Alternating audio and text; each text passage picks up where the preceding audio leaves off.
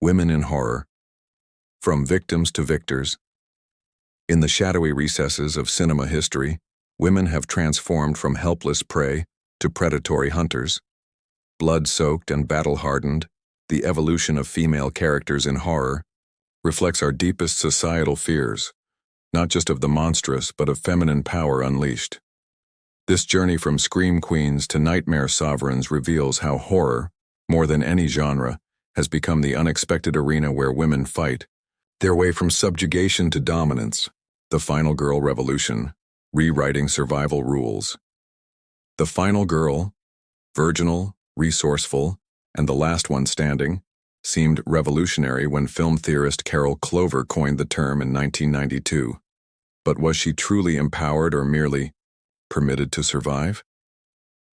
In 1978's Halloween, Laurie Strode begins as babysitter and ends as warrior, her knitting needle a primitive weapon that foreshadows her evolution across 4 decades of sequels. While male directors framed her through voyeuristic lenses, actress Jamie Lee Curtis infused Laurie with a survivor's instinct that transcended the script's limitations. The final girl phenomenon contained a perverse contradiction. She survived by adopting masculine traits, rationality over emotion, violence over vulnerability, suggesting women could only triumph by abandoning femininity. Yet beneath this troubling subtext lay a revolutionary truth. Unlike her fallen friends who indulged in sex and substances, the final girl's restraint wasn't merely puritanical punishment, but strategic preparation. Her sobriety, both literal and metaphorical, sharpened her senses for the battle ahead. When Michael Myers cornered Laurie in that closet, her improvised weapons weren't just household items, they were symbols of domestic confinement, repurposed for liberation.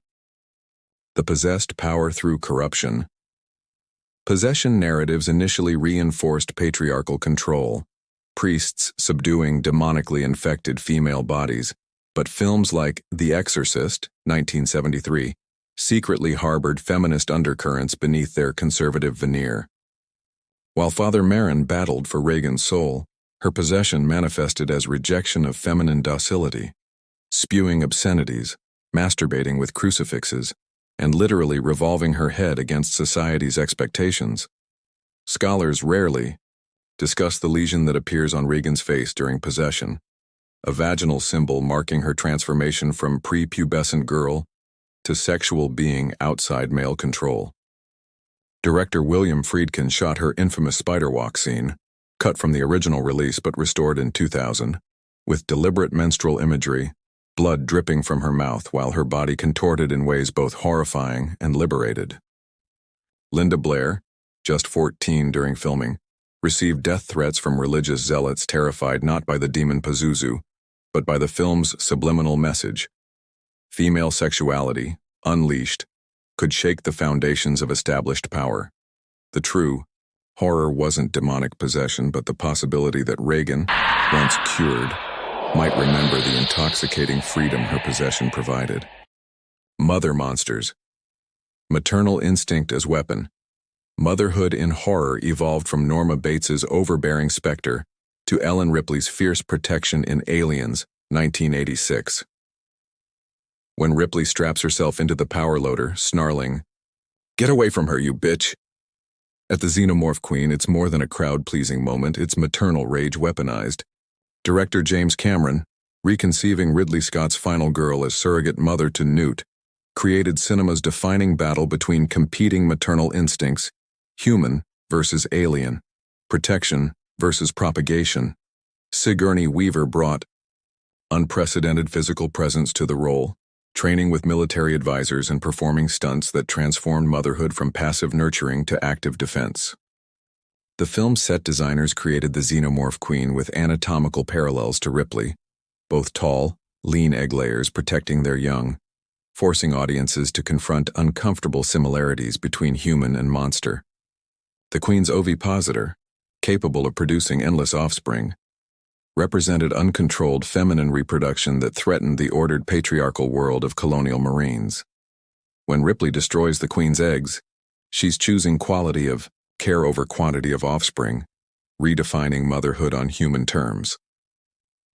Their final battle, fought in an airlock chamber deliberately designed to evoke a birth canal, wasn't just monster versus human, but competing philosophies of what motherhood could mean: vengeance embodied, trauma as transformation. Rape revenge films emerged in the 1970s as exploitation, yet evolved into complex examinations of trauma and retribution. In Teeth, 2007, protagonist Dawn's vagina dentata becomes both physical and metaphorical response to sexual violence. Writer-director Mitchell Lichtenstein transforms an ancient misogynistic myth, the toothed vagina representing male castration anxiety, into an instrument of female empowerment. Dawn's condition initially horrifies her, reinforcing her conservative purity beliefs, but gradually becomes her strength. The film subverts horror's traditional body horror, where female transformation typically signifies monstrous corruption, by presenting Dawn's difference as evolutionary advantage. Each vengeful act becomes more deliberate, her initial shock giving way to calculated justice. Actress Jess Weixler portrays this transformation through subtle physical changes, her posture straightening, movements becoming predatory, voice deepening when confronting abusers.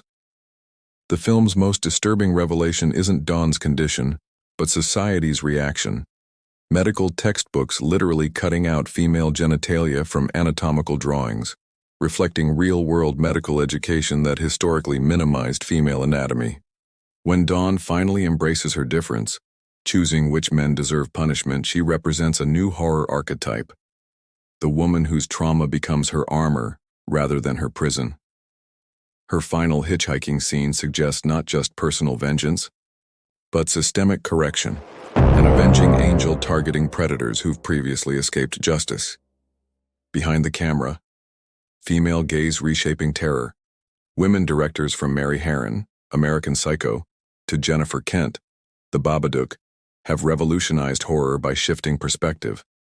Kent's 2014 masterpiece transforms maternal ambivalence, the culturally taboo admission that motherhood can be simultaneously loving and suffocating, into supernatural manifestation. The Babadook, with its Victorian silhouette and insectile movements, embodies the grief Amelia cannot process after her husband's death. Kent shot the film predominantly from low angles, placing viewers in her child protagonist's perspective, and making Amelia simultaneously threatening and threatened. The director's background in acting informed her approach to horror, understanding that genuine terror emerges not from jump scares, but psychological authenticity. The film's production design reinforces this theme through monochromatic color schemes that gradually drain from Amelia's world as depression engulfs her. Unlike male-directed horror that frequently dispatches the bad mother, think Margaret White in Carrie, Kent refuses this simplistic punishment narrative. The Babadook is never defeated, only acknowledged and given space in the basement, where Amelia regularly feeds it worms. This revolutionary ending suggests women need not destroy their darkest emotions but integrate them. Kent's direction, lingering on Essie Davis's exhausted face rather than exploiting her body, epitomizes the female gaze in horror, terror emerging from emotional truth rather than exposed flesh. Her approach has inspired a generation of women, filmmakers who understand that horror's greatest potential lies not in showing mutilated female bodies, Lights, but excavating camera, female rage action. long buried beneath societal expectations. Conclusion: The Monster Within as Liberation. Horror's transformation of women from victims to victors reflects cinema's grudging acknowledgement of feminine power. From Carrie White's telekinetic prom revenge to Midsummer's flower-crowned May Queen orchestrating ritual sacrifice, women in horror increasingly wield powers both terrifying and cathartic. The genre that once punished female sexuality now celebrates feminine rage, suggesting our greatest fear isn't monsters lurking in shadows, but women who've finally stopped running from them. Women who've recognized the monster within as their greatest strength.